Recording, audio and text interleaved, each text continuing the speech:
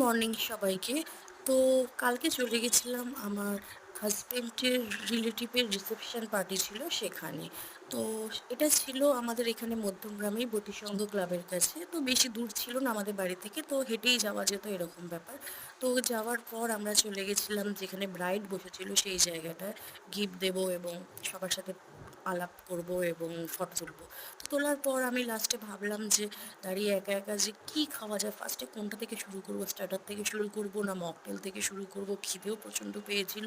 তো সবাইকে টানছিলাম চলো চলো চলো খেয়ে আসি আগে গিয়ে। তো তারপর ফার্স্টেই চলে গেছিলাম মকটেলে। তো সেখানে দুটো না তিনটে আইটেম আমি খেয়েছিলাম মকটেলে। তোমার পুদিনাটা বেশ সত্যি খুবই সুন্দর লাগে। তো সেটা খাবার পর চলে গেছিলাম আমরা ফটো তুলতে। একটু ফটো না তুললে হয়, আর আমি তো তোমরা জানোই আমি খুব ফটো পাগল। মানে ফটো তুলবো না এরকম হতেই পারে না, বয়স যতই হয়ে যাক বুড়ি হয়ে যাই তাও ফটো তোলা আমার চাই চাই, ফটো তুলতে আমাকে হবেই। তো দেখা যাক